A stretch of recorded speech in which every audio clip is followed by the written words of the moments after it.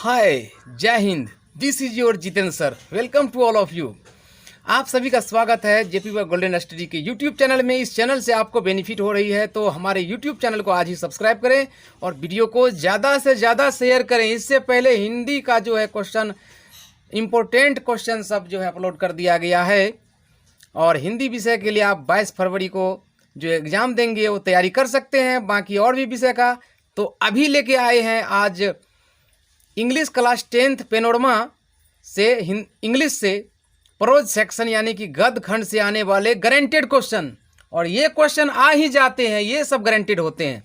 ऐसे क्वेश्चन जो गारंटेड रहे हैं हर साल, वही क्वेश्चन लेके आए हैं। तो चलिए शुरू करते हैं वीडियो को। चैनल को सब्सक्राइब कर लें लाल बटन दबा करके आने वाली वीडियोज़ के लिए। तो दोस्तों यहाँ जो क्वेश्चंस है आपके सामने, ये गारंटेड क्वेश्चंस है और इनमें से देखिएगा कितना क्वेश्चन आता है। इसके अलावा हम लोग और भी ऑब्जेक्टिव देखेंगे देन सब्जेक्टिव। प्रोज सेक्शन यानी गद्य खंड, गद्य खंड से देखिए क्वेश्चन ऐसा आ जाएगा आपको, who has written me and the ecology beat.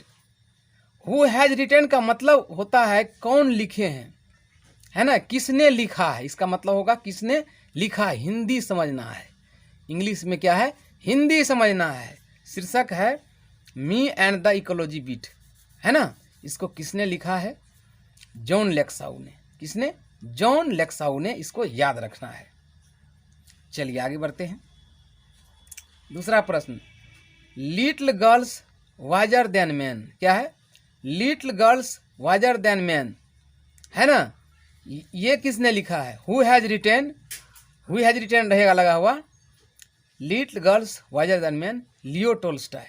कौन लिखे हैं, लियो टोल्स्टॉय। लिटिल लियो टोल्स्टॉय, लिटिल वाला लियो टोल्स्टॉय। अगला क्वेश्चन गारंटेड है इस टाइप का, the unity of Indian culture. The unity of Indian culture किसने लिखा है, who has written, Humayun Kabir. कौन, हुमायूं कबीर। अगला, once upon a time, once upon a time who has written, Toni Morrison. किसने लिखा, टोनी मॉरिसन ने, टोनी मॉरिसन ने। अगला, acceptance speech, who has written रहेगा लगा। एक्सेप्टेंस स्पीच किसने लिखा है, आन सान सुकी। किसने, आन सान सुकी।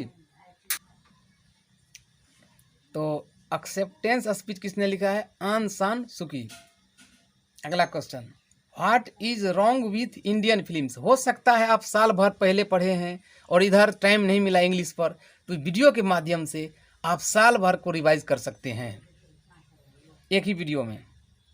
मेन क्वेश्चन, हु हैज नहीं, यहाँ what is wrong with Indian films यानी हु हैज रिटेन, किसने लिखा है, सत्यजीत राय। किसने, सत्यजीत राय। उसके बाद सत्यजीत राय से एक इंपॉर्टेंट क्वेश्चन बनता है, चलिए देख लेते हैं ऑब्जेक्टिव में।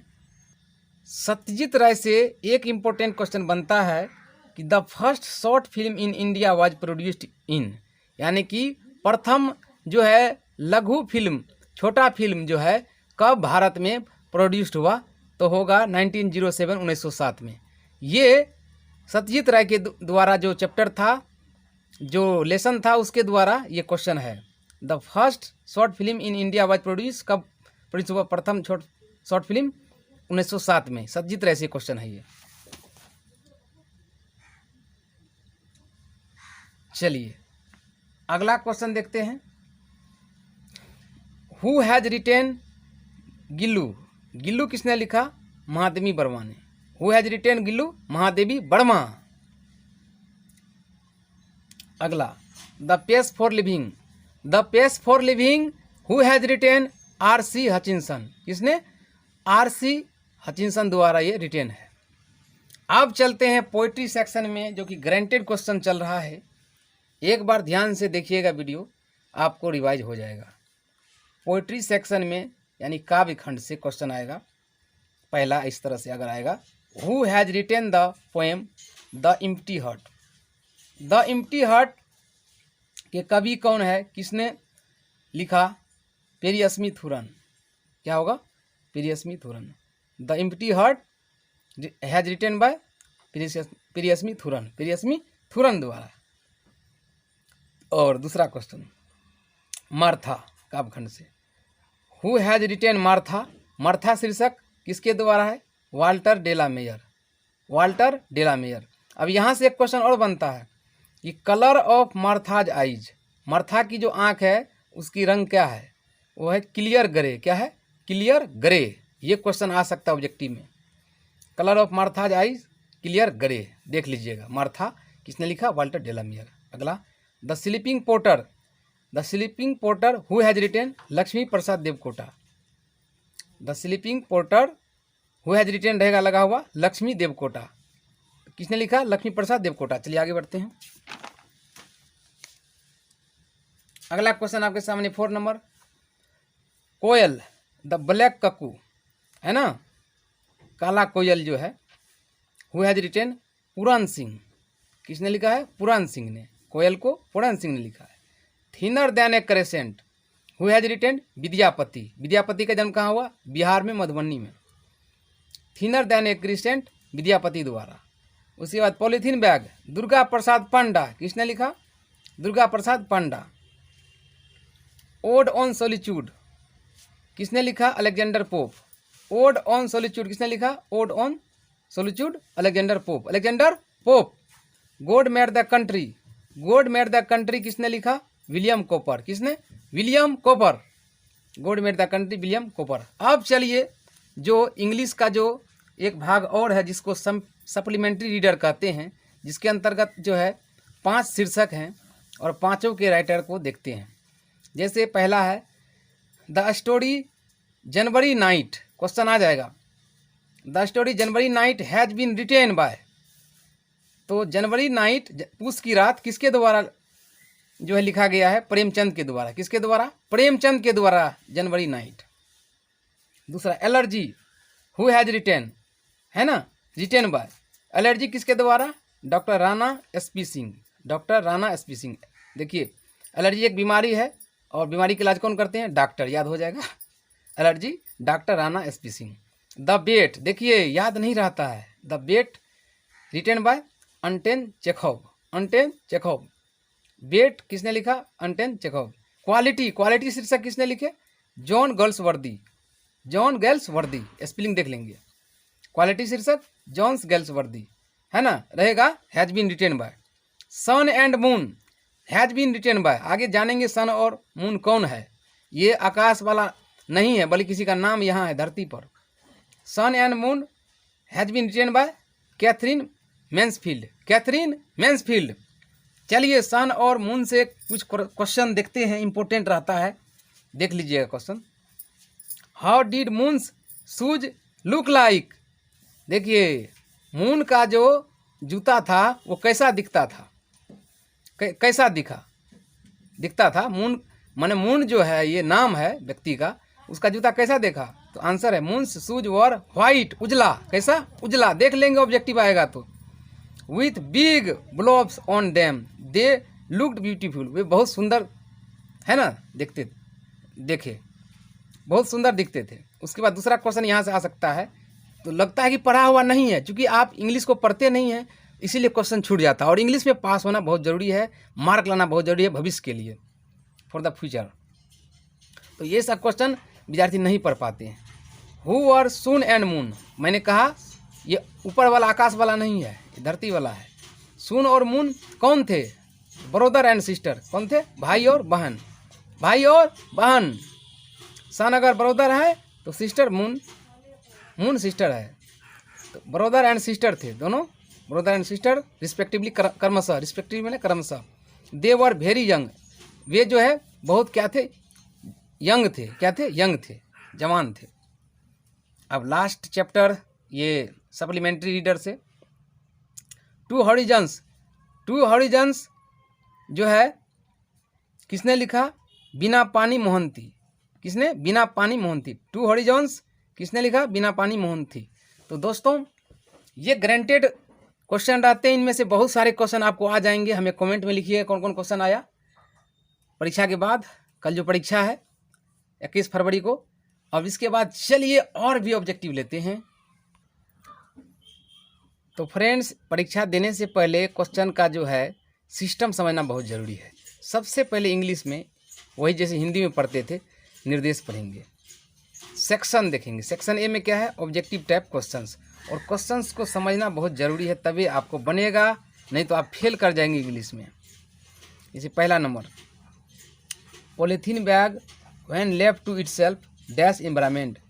प्लास्टिक देखें ना, पन्नी, प्लास्टिक जब जो है वो अपने आप जो है छूटता है तो पर्यावरण को क्या करता है, पॉल्यूट करता है, प्रदूषित करता है, गंदा करता है। पन्नी जो देखते हैं, पन्नी क्या करता है, पॉल्यूट करता है। ऑप्शन ए होगा, रंग देंगे। दूसरा क्वेश्चन, टोनी मॉरिसन जो तभी पढ़े थे, Toni Morrison was the first dash to receive the Nobel prize. वो ब्लैक वोमेन थी। टोनी मॉरिसन कौन थी, प्रथम जो है काली महिला थी जिन्होंने फर्स्ट जो है नोबेल पुरस्कार जो है रिसीव की। Tony Morrison was the first, वो प्रथम ब्लैक वोमेन थी जिन्होंने नोबेल पुरस्कार प्राप्त की, तो डी होगा। अगला question, pope in the poem odd on solitude, ये भी पढ़े थे तभी, says that village people get everything except. Pope जो है कविता में ओड ऑन सॉलिट्यूड में कहते हैं कि जो गांव के जो लोग हैं वो हर जगह क्या छोड़ते हैं, money from trees, money from trees, पेड़ से मनी, ऑप्शन डी। अगला, according to poem God made the country का जो है बताए थे लिखने वाले का नाम, our life could be sweet if we possesses. मतलब कविता के अनुसार जैसे गॉड मेड द कंट्री है, हमारा जीवन जो है मीठा होगा यदि वो अधिकार रखता है किससे, संबंध रखता है किससे, पॉजेजेज, गुड हेल्थ एंड वर्च्यू, अच्छा स्वास्थ्य और गुण से अगर वो संबंध रखता है तो our life could be sweet, option B. अगला क्वेश्चन देखिए ध्यान से, in me and the ecology beat the post office was dash from mister Johnson's house. क्या कह रहा है, me and the ecology beat जो शीर्षक है इसमें पोस्ट ऑफिस जो है मिस्टर जॉनसन के घर से कितना दूर है ना, तो वो 2 ब्लॉक्स अवे, कितने, 2 ब्लॉक्स अवे, 2 ब्लॉक्स दूर है, ऑप्शन सी। तो समझना जरूरी है। अगला question, quality is a story about shoe maker. Quality जो है जूता बनाने वाले की कहानी है ना, अभी तभी पढ़े थे ना, क्वालिटी जो है वो शू मेकर के बारे में कहानी है, जूता बनाने वाले, ऑप्शन बी। अगला, the story little girls wiser than man has been written by. देखिए ये पढ़ाए थे ना, किसने लिखा है, आप इसका आंसर तो अपने से लगा लीजिएगा, उधर कहना नहीं पड़ेगा क्योंकि पढ़ाए हैं। अगला, Prem Shankar is mentioned in, Prem Shankar जो है किसमें जो है बताया गया, एलर्जी में, किसमें, एलर्जी शीर्षक को कौन लिखे थे, डॉक्टर एसपी सिंह, देख लीजिएगा। अगला, both the girls in the story little girls wiser than man, ये भी आप देखे थे, little girls wiser than man के लिखने वाले का नाम क्या था, Leo Tolstoy, had red handkerchiefs. वो दोनों लड़कियां जो थी इस कहानी में, little girls wiser than man में, है ना, उसके पास क्या थी, लाल रुमाल, रेड हैंडकरचीफ्स। अब पूछ देगा हैंडकरचीफ्स का स्पेलिंग, HANDKERCHIEFs, ठीक है, ऑप्शन ए। अगला क्वेश्चन, हम लोग लगभग इम्पोर्टेंट ऑब्जेक्टिव करेंगे क्योंकि मैंने शुरू में जो आपको मेडिसिन दिया है वो आपकी बीमारी को दूर करेगा समझने में। Katherine Mansfield is basically a story writer, वो कहानी लेखक, कैथरीन मैन्सफील्ड मूलतः क्या है, स्टोरी राइटर है, ऑप्शन बी। अगला, in the story written by Mahadevi Verma Gillu was injured by, जो है वो ये जो कहानी लिखी गई है महादेवी वर्मा द्वारा गिल्लू, उसमें जो है गिल्लू किससे घायल हुई थी, किसके द्वारा, कौवे के द्वारा, करोज के द्वारा, तो ऑप्शन ए। अगला, Mahadevi Verma is the author of, देखिए ये भी क्वेश्चन आप जानते हैं आंसर क्योंकि पहले बताएं, Gillu, option A. The duration of love affair in the story love defiled was, love defiled जो है वो 8 ईयर्स, क्या है, 8 ईयर्स, देख लेंगे। अगला, in the page for living Archie Hutchinson discusses देखिए पेस फॉर लिविंग जो है उसमें आर्ची हंसिसन क्या वर्णन करते हैं? The agony of modern man, आधुनिक आदमी की जो दुख है, कष्ट है, अगोनी है, उसी के बारे में। Option B. अगला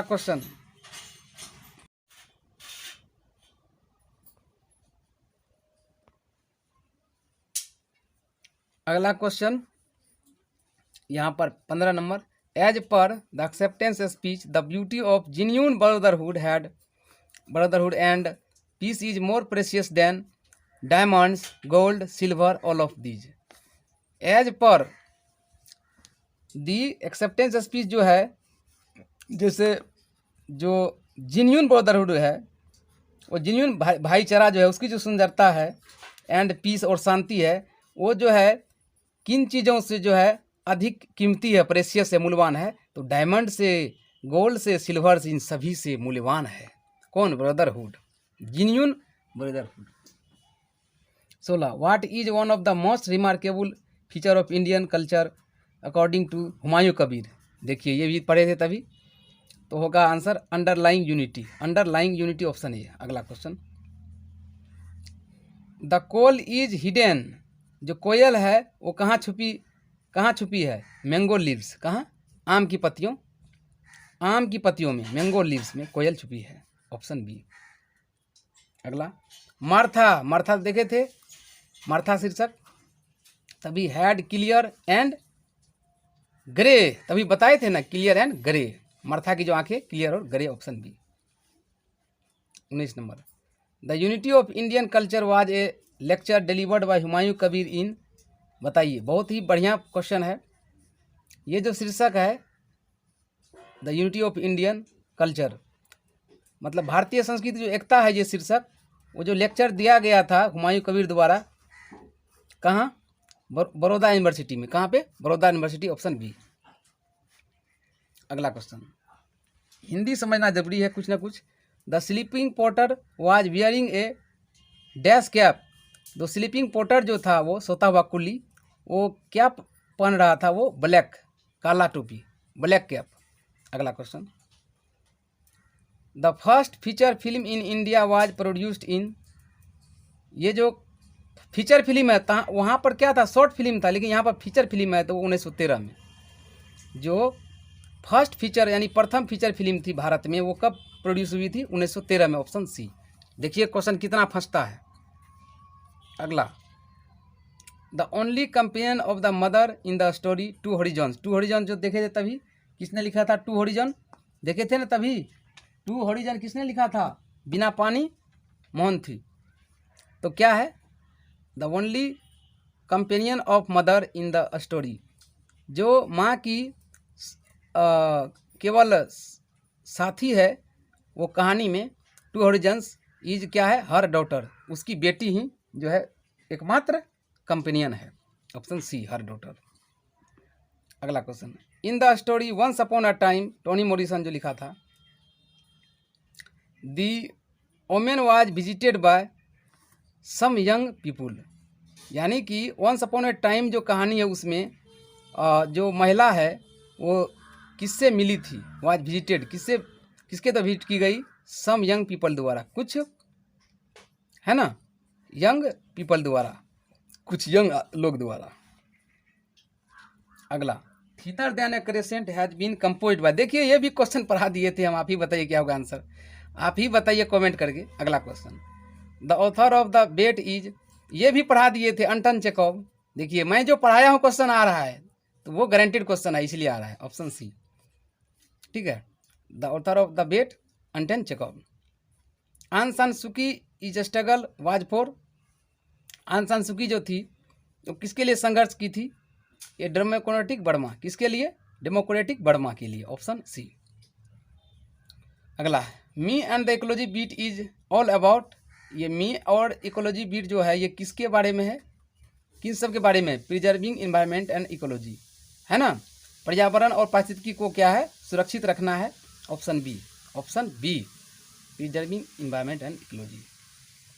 28, in the poem the empty heart the prayer was granted sevenfold, बताइए इम्प्टी हर्ट में जो है कविता में, पोएम में क्या प्रार्थना की गई थी? 7 फोल्ड के बारे में।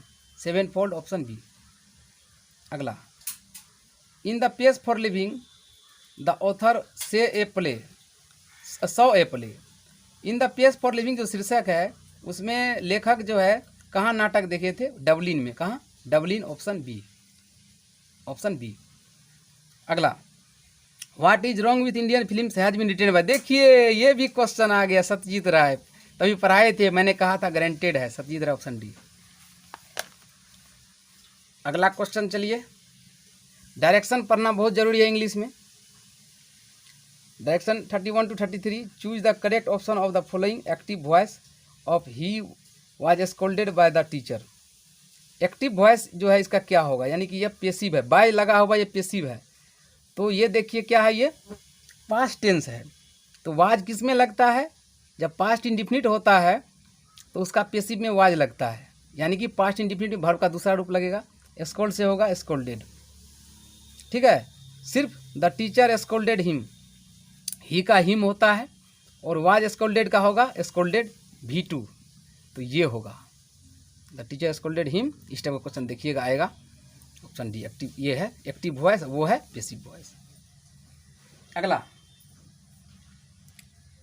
Passive voice of C gave me a gift, वही उसी का उल्टा है, तो वर्ब का दूसरा रूप दिया हुआ यहाँ पर डायरेक्ट, सी गेव वर्ब का दूसरा रूप, तो इसका यहाँ समझ लीजिए passive voice of C gave me a gift जब रहेगा तो ये पेसिव, इस ये एक्टिव में है, पेसिव जब बनाइएगा तो subject plus verb plus object, object में मी है तो मी का जो है सब्जेक्ट आई होगा, तो क्या होगा? आई, देखेंगे आई होगा, और V2 है तो उसको पेसिव में वाज लगा देते हैं, वर्ड लगा देते हैं, ठीक है, तो हो जाएगा आई वाज, गिव, गिव का गैब से होगा गिवेन, ए गिफ्ट का ए गिफ्ट, अब बाय लगाएंगे फिर पोजीशन, क्योंकि पेसिव में बाय लगाते हैं, और बाय हर, सी का हर, सी का ऑब्जेक्टिव केस हर। समझ गए दोस्तों? V2 रहेगा तो वाज और लगेगा, ठीक है, किस में? पेसिव में, option A, I was given a gift bye हर। अगला क्वेश्चन वॉइस से है, वॉइस नहीं भी पढ़े हैं तो यहाँ समझ लेना है। Active voice of the garden has been watered by the gardener, देखिए बाय लगा हुआ है, बाय के बाद ऑब्जेक्ट है, यानी ये पेसिव वॉइस है, तो इसका एक्टिव जो निकलेगा, हैज बीन अगर है तो उसमें क्या लगेगा? हैज लगेगा सिर्फ, ठीक है, तो बाय द गार्डनर है तो बाय के आगे जो रहता है पेसिव में, एक्टिव में उसको पहले रखते हैं, तो द गार्डनर पहले आएगा, हैज बीन के बदले हैज आएगा, उसके बाद V3 आता है, वाटर्ड, वाटर ठीक है, और द गार्डन लास्ट में जाएगा, समझ लीजिएगा, the garden has water the garden, has been रहेगा तो हैज लगेगा, ठीक है, और शुरू में जो लगेगा उसको लास्ट में देंगे, ऑप्शन सी। अगला क्वेश्चन, डायरेक्शन पढ़ना बहुत जरूरी है, इसलिए मैं वीडियो बना रहा हूँ, समझेंगे।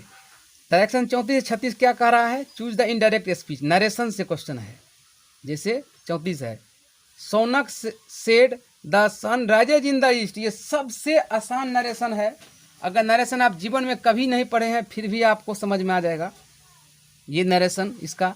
तो सोनक का सोनक होगा, सेड का सेड होगा, और इसमें जो है डायरेक्ट क्या करेंगे, इन्वर्टेड कोमा यहाँ जो है, यहाँ इसको हटाने के बदले दैट लगाएंगे और सिर्फ उतार देना है, क्योंकि ये सत्य है, जो सत्य बात होती है, यूनिवर्सल ट्रूथ होती है, उसका नरेशन सिर्फ दैट लगा के बनता है, बाकी उतार देना है, that the sun rises in the east. समझ में आ गया? कहावत में जो है, जो बात सत्य है उसमें सिर्फ दैट जोड़ देना है, नरेशन बन गया, ऑप्शन ए। अगला 35, I said to her I am a good player, बताइए अब यहाँ पर जो है सेड जो है वर्ब का रूप, दूसरा रूप लगा हुआ है, तो सेड का टोल्ड दे देंगे, सेड का टोल्ड, आई टोल्ड, हर का हर, टू हट जाएगा, और इन्वर्टेड कोमा के बदले डैट, और आई का आई, और एम इज रहेगा तो वाज वर्ड देते हैं, तो एम का वाज, आई के साथ लगता है वाज, एम का वाज होगा नरेशन में, याद रखना है, ए गुड का ए गुड, प्लेयर का प्लेयर, प्लेयर का प्लेयर, प्लेयर थर्ड पर्सन है, थर्ड पर्सन नो चेंज, ठीक है। I told her that I was a good player, समझ गए दोस्तों?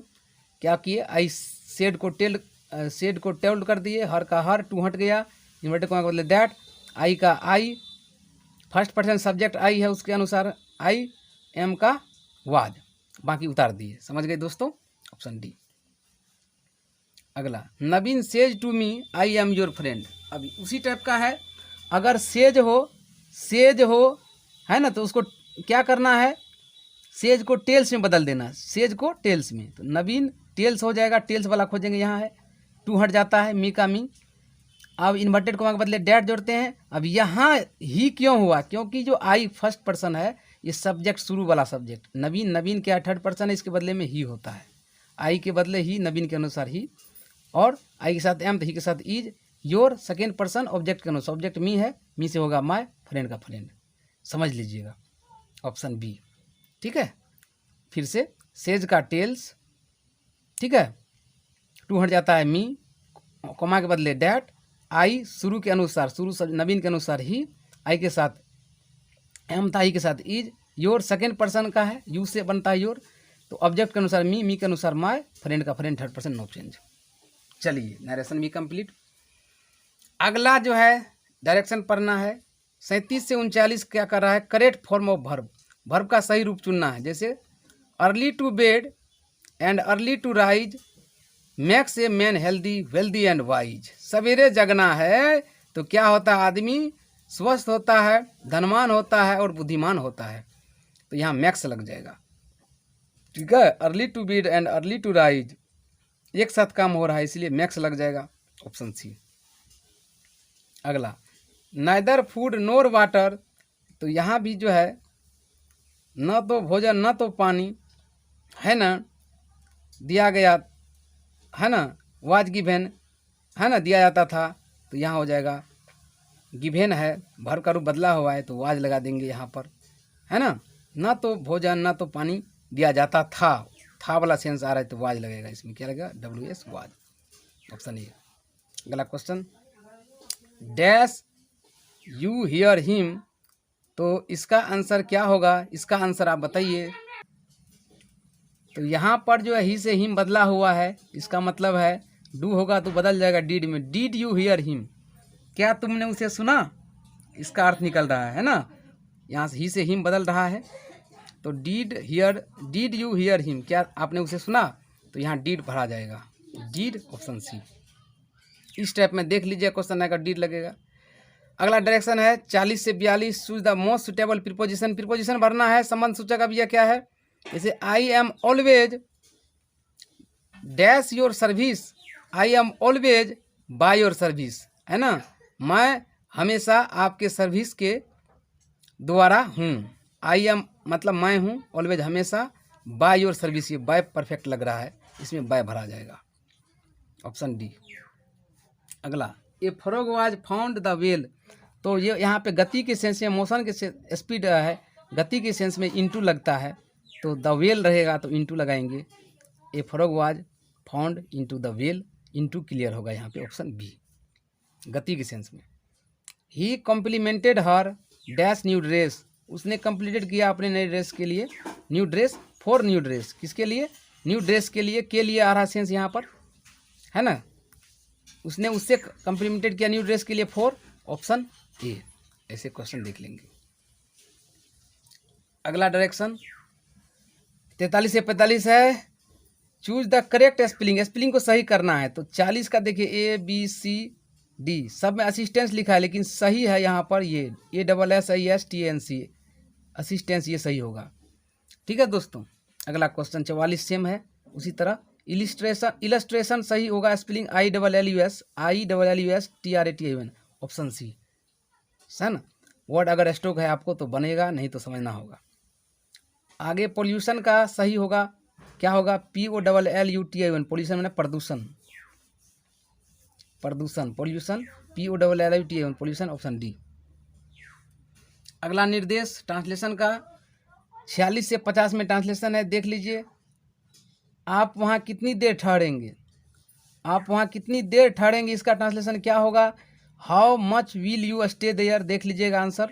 अगला, एवरेस्ट संसार में सबसे ऊंची चोटी है, तो सबसे बड़ा जो रहेगा यहाँ पर उसमें इज द लगेगा।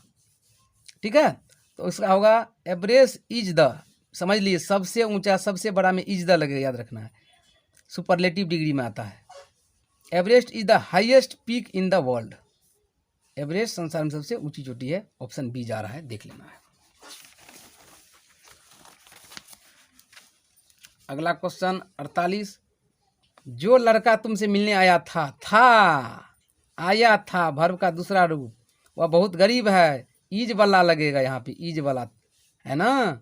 V2 है, उसके बाद प्रेजेंट टेंस है, पास्ट है, प्रेजेंट है। देखिए तो इसका सही होगा द बॉय हु केम, है ना, जो लड़का आया था, टू सी यू, तुमसे मिलने। हाय का ईज वेरी पुअर, बहुत गरीब है, option C. The boy who came to see you is very poor, इस टाइप का आएगा, कोई भी बन जाएगा आपको, ऑप्शन सी। 49, वह वहाँ नहीं जा सकता, ही कैन नॉट गो, वह कहीं नहीं जा सकता, ये है, वह कहीं नहीं जा सकता, he can not go anywhere, he can't go anywhere, option C जा रहा है सही ट्रांसलेशन। राम कहीं नहीं जा सकता, Ram can not go anywhere, है ना। तुम कहीं नहीं जा सकते, you can not go anywhere, इस टाइप का बन जाएगा। अगला क्वेश्चन, मैं अपना काम आप ही करता हूँ, I do my work myself, I do my work myself, option B जा रहा है, इस टाइप का देख लीजिएगा।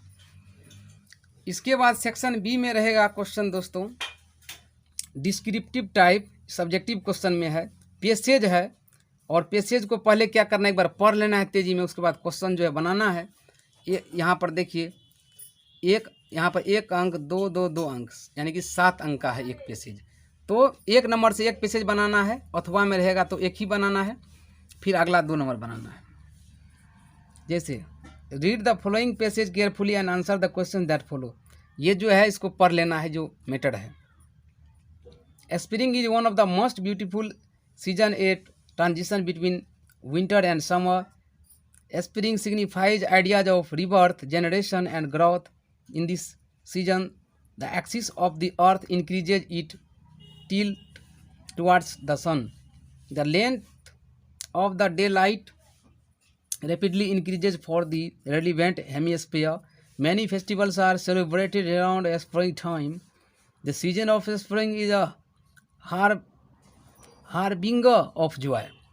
तो इसको पढ़ लिए, समझ में नहीं आया क्वेश्चन पढ़ेंगे तो बन जाएगा आंसर, ठीक है। जैसे क्वेश्चन है, what type off season is spring, what type off season is spring, spring का जो मौसम है वो किस टाइप का होता है। तो इसका आंसर जो है यहाँ से आ जाएगा कि यहाँ से आ जाएगा one of the most beautiful season, ठीक है। Transition between winter and summer, ये लाइन जो देख लेंगे तो 1 नंबर बन गया।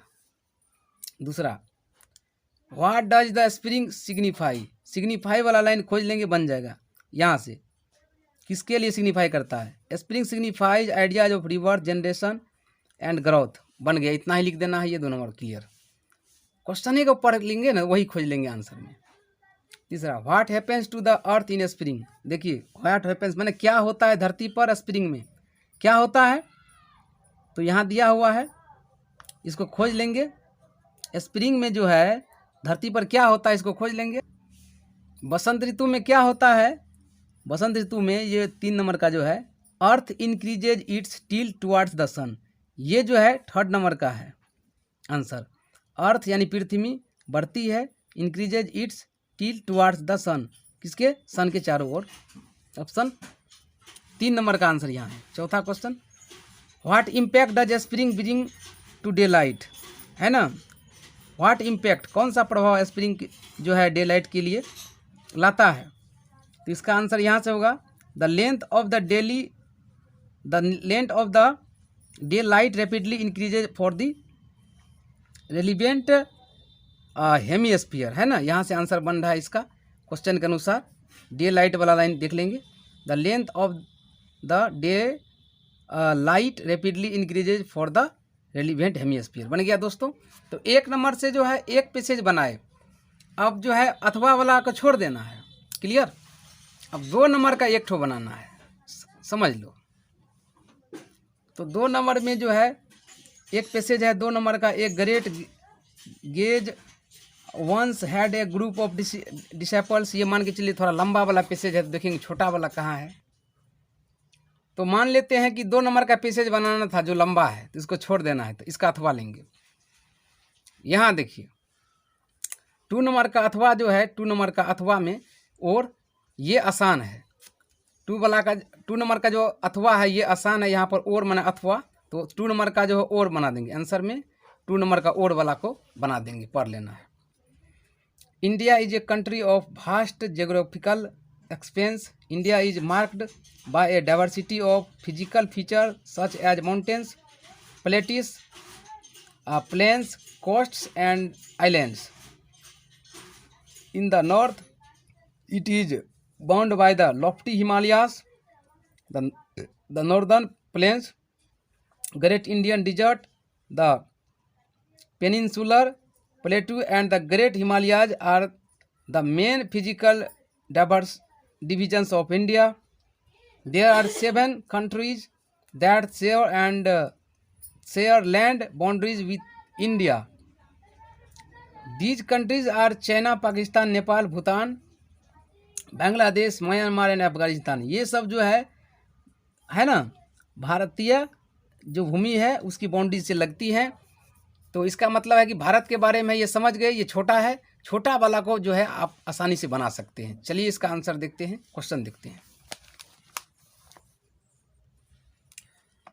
क्वेश्चन है what are the main physical divisions of India. तो इसका आंसर ढूंढ लेंगे आप, फिजिकल डिविजन्स वाला जिसे पढ़ाए थे मिल जाएगा। दूसरा है how many countries does India share its land boundaries with. तो ये कितना था, वो 7 कंट्रीज था। ये तो बहुत आसान है, 7, सिर्फ आंसर में लिखेंगे 7। अगला what are the different physical features that India is marked by. ये भी आप ढूंढ लेंगे, उसी लाइन में से मिल जाएगा। Make sentence with islands divisions, है ना, आइलैंड डिविजन्स के साथ क्या रहा है, सेंटेंस बनाने के लिए कहा रहा है। तो चलिए एक बार फिर से आंसर समझ लेते हैं। तो जो अथवा में जो क्वेश्चन था, चलिए उसका आंसर देख लेते हैं। 1 नंबर का answer the northern plains, great Indian desert, the peninsular plateau and the great Himalayas are the main physical divisions of India. Physical divisions मांग रहा था, बन गया। दूसरा क्वेश्चन जो था उसका आंसर देयर आर 7 कंट्रीज, ये तो मैंने बता दिया था, share land boundaries with India, 7। अगला India is marked up by a diversity of physical feature such as mountains, plateaus, plains, coasts and islands, ये भी बन गया। चौथा क्वेश्चन था कि आइलैंड से एक वाक बनाइए। तो आइलैंड से वाक बनेगा he was alone on the island, वह द्वीप पर अकेला था। He was alone on the island, island से वाक बन गया। दूसरा डिवीजन से there has always remained divisions in the society, there has always remained divisions in the society, division से भी वाक बन गया। चलिए दोस्तों, तो इस तरह से आपका 2 पैसेज बन गया, 1 और 2 नंबर से, ठीक है। अब अगला क्वेश्चन देखते हैं। अगला क्वेश्चन अगर आप बुक थ्रू स्टडी किए हैं तब ये बनेगा, नहीं तो नहीं बनेगा। Read the poem carefully and answer the questions that follow. मतलब क्या है कि इस कविता को पढ़ना है और इसका आंसर देना है। तो पढ़ लीजिए।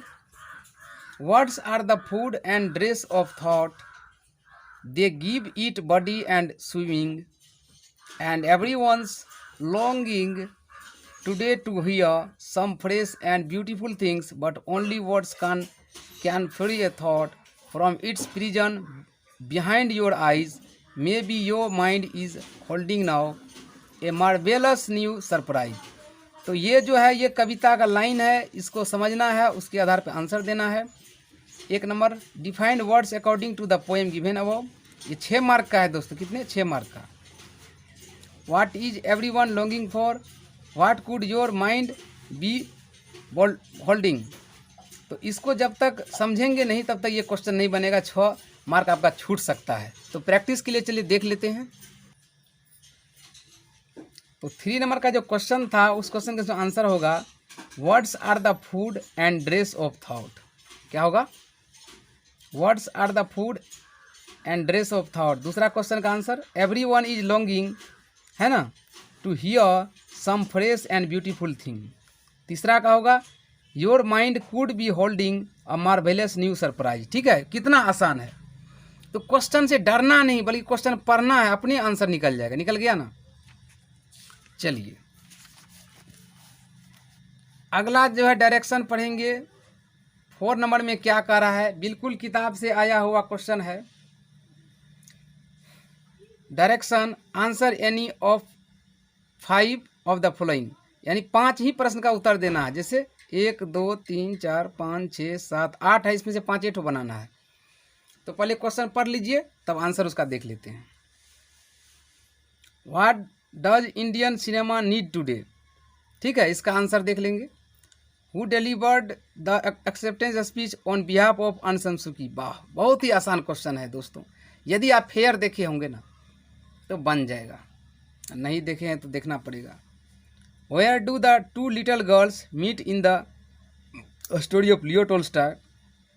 चौथा, what is the source of light in villages in the evening according to the poem God made the country. एक और देखते हैं। What is Pope's idea of a happy man in the poem God ode on solitude. तो 5 question जो है यहाँ put गया है। मान लेते हैं ये 5 क्वेश्चन हमको याद है, सीरियली 5 ठोक देना है। तो चलिए आंसर देखते हैं। ए नंबर का, what does Indian cinema need today, याद होगा तब ये बनेगा। तो ध्यान दीजिए, ये जो है हम जो बता रहे हैं इसका ये जो क्वेश्चन जो है 2016 में और में पूछा हुआ है, ठीक है। तो इसका आंसर जो है आप ढूंढ लीजिएगा क्वेश्चन बैंक में या फेयर कॉपी में। बी का देखते हैं। अलेक्जेंडर पोप बोला जाता, Alexander Aris the son of, न अलेक्जेंडर एरिस है ये, अलेक्जेंडर एरिस जो है उन्होंने ही स्पीच दिया था। सन ऑफ आन सान सू की delivered the acceptance speech on behalf of her, यानी आन सान सू की ओर से किसने जो है भाषण दिया था, उसका बेटा ने, किसने, एरिस ने, ठीक है दोस्तों। अगला तीसरा क्वेश्चन जो था, two little girls happen to meet in a lane between two home streets where the dirty water after running through the farm yards had formed a large puddle. तो ये भी फेयर कॉपी से या किताब में देख लीजिएगा इस टाइप का।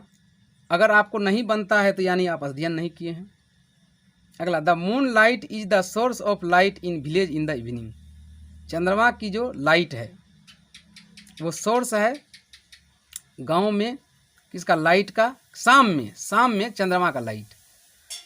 ई नंबर का, according to the poet a happy man inherits a few acres of paternal land from his father. इसका आंसर इतना ही हम बता रहे हैं, फिर थोड़ा सा और। His attention is confined to his land and he does not want more. 2-3 line अगर याद होगा ना दोस्तों तो मार्क मिल जाएगा, इंग्लिश में मार्क मिल जाता है।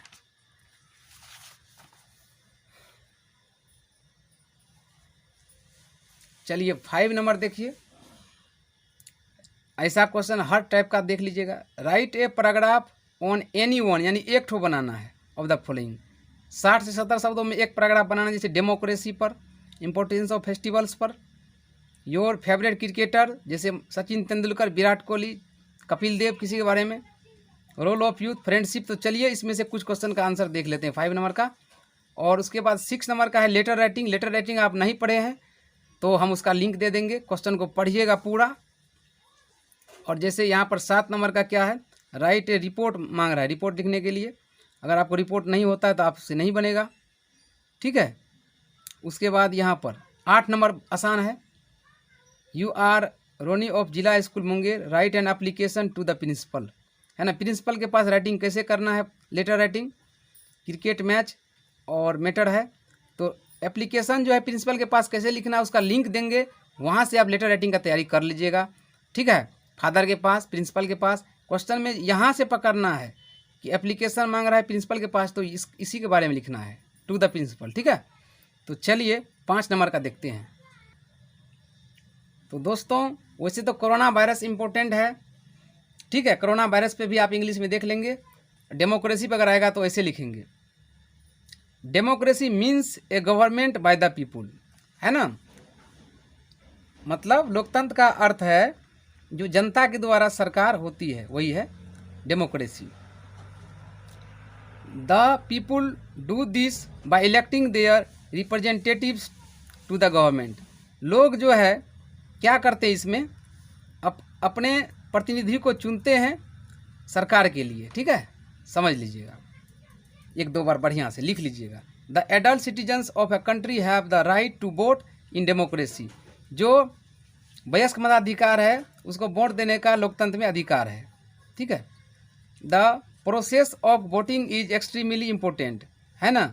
जो वोटिंग का जो प्रक्रिया है बहुत ही क्या है, इम्पोर्टेंट है। These are the votes that determines the kind of government that comes in power, है ना। दीज आर, ये जो वोट है ये निर्धारित करते हैं सरकार के प्रकार का जो कि पावर में आते हैं, सत्ता में आते हैं। Many countries have democratic governments now, और बहुत सारे देशों में जो अभी लोकतांत्रिक सरकार हैं, ठीक है।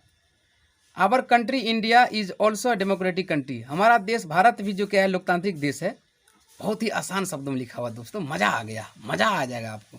क्वेश्चन आएगा तो नहीं आएगा तो नॉलेज तो हो रहा है, इसी टाइप का आएगा। The role of the citizens become extremely important in democracy, आ गया। और इसके बाद आ जाएगा इम्पोर्टेंस ऑफ फेस्टिवल। तो चलिए इसको भी पढ़ लेते हैं जो आपको याद नहीं है।